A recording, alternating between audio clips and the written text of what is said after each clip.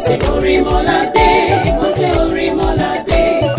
Orimolade, Ajumare. The Eternal Sacred Order of the Cherubim and Seraphim, St. Moses Orimolade Cathedral, fi tayọ̀tayọ̀ pè yín síbi ìsìn dúpẹ́ ìkórè ìjọ wọn ní Sunday ọjọ́ kẹfà oṣù kẹjọ ọdún yìí ní ilé àdúrà wọn 3/5 Orimolade Road, Agodo-Egbe, Lẹ́kọ̀ọ́, láago 10 àárọ̀. Àkòrí kí gbogbo àwọn tí ó ń wá ọ kí ó máa yọ̀. Let all those that seek thee rejoice. Oníwàásù Senior Superintendent Apostle Prophet Dr. Olúṣẹ́gun Òdúfúwá, Minister in charge, CNS Church of Christ, the Worshipers Cathedral, Òkèolú Street, Ìpọ̀nrí, Lẹ́kọ̀ọ́. Olùgbàlejò Superintendent General Apostle G.K. Ọdúnsì, Cathedral Elder in charge. Olùgbàlejò àgbà His Eminence J.O.A. Ọládàpọ̀, Vice Baba Aládùúrà. Nígbà tí bàbá wa His Eminence Prophet Dr. M.I.O. Ẹ̀bàọ̀ Èrèbí JPDD Èyíàrá, Baba Aládùúrà Supreme Head, the Eternal Sacred Order of Cherubim and Seraphim Church yóò wà ní ìkàlẹ̀ láti kí yín káàbọ̀ síbi ìkórè ayọ̀ yìí. Àṣálẹ́ Praise Night yóò wáyé ní Friday ọjọ́ 4 oṣù kẹjọ